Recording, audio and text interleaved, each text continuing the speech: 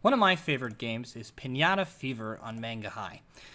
In order to master the game, you have to understand number lines. Today, my goal is to teach you how to create, order, and move on number lines to help you get a new high score. One of the biggest mistakes I see when people end up losing in Pinata Fever is they don't understand which numbers go to the left and right of other numbers on number lines. So that's going to be our big goal today, is creating and ordering number lines to help you do better in that game. So the most common number line you see starts at 0, and then it moves 1 unit in each direction. So usually you're going to see this as starting at 0 and then going 1, 2, 3, 4, 5, infinitely to the right. Now we're going to also add in some negative numbers to the left of 0, and something that's really important is to understand that 1 and -1 should be the same distance away from 0. -2 and 2 should be the same distance away from 0. -3 and 3, and so on. So our first problem is asking us to create a number line centered on the number -3, where each unit is equal to +2. So centered on just means that our first number in the middle needs to be -3. And now we're going to try to move to the right first, because that's toward positive numbers. And let's go back to the number line we made in the last problem. So if we're starting at -3 and we need to move 2 units to the right, we're going to land on -1, which means 2 units to the right of -3 should be -1. Now, once again, we have to move 2 units to the right. So 1, 2. This time we land on +1. We'll do this one black here. 2 units to the right of +1 is going to be +3, +5, and finally +7. It's like skip counting by 2. Now, if we go -3 and we have to move to the left, well, the first unit to the left of -3 should be -4. So then the unit after that will be -5, then -7, -9, -11, and finally -13. And there we go. We have created a number line that started at -3, and it moved 2 units in each direction. Let's try one more. So we need a number line centered at -5, where each unit is equal to 3. That means you move to the left and right by 3 units. We're going to go -5 right here as our center. Now, to go to the right, the first number to the left is -4. Next number is -3, and then -2.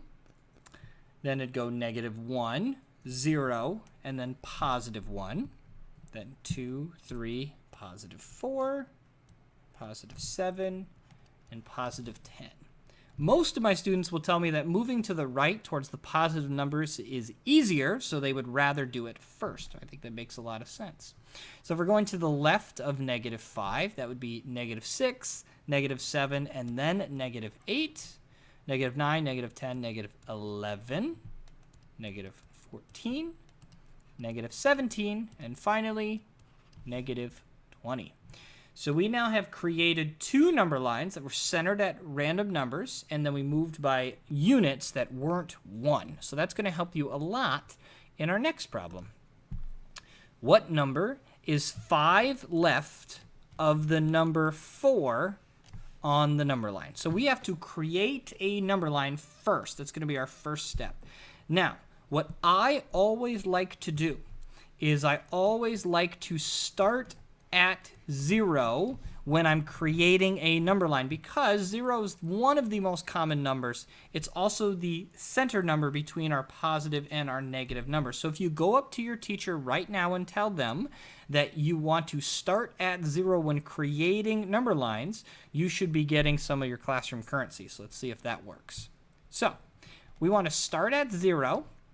Most of my students will tell me they would rather go to positive numbers first. So we're going to create our very standard number line here. Negative numbers to the left. And now we need to go 5 left of the number 4. So the number 4 is right here. We need to go 5 to the left of that. So we go 1, 2, 3, 4, 5. And we land on -1. So we're going to say -1 is 5 units left of 4. And there we go. All done. And that's what Pinata Fever is actually asking you to do. It's asking you to move left 5 units or right 2 units to get to the next pinata. And a lot of times it seems harder than it is because we don't understand how the number line itself works. Let's do one final problem here. Okay, so what number is 6 to the right of -2? Well, let's start at our number line at 0. And let's go positive numbers to the right. And let's go negative numbers to the left, just like we did before. Okay. Well, this time we have to start at -2, which is right here. So we start at -2. And we need to move 6 to the right this time. 6 to the right. So 1, 2, 3, 4, 5, 6. And we landed on +4. So we're going to say +4 is 6 units to the right of -2.